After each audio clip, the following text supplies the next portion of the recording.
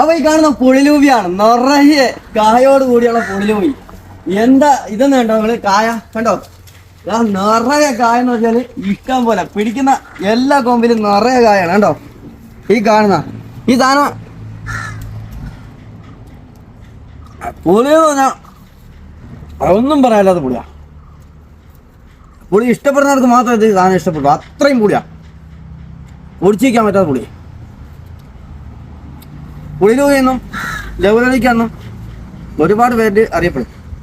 പുളി കൊണ്ട് നാക്ക് തിരിയണ്ട, അത്രയും പുളി.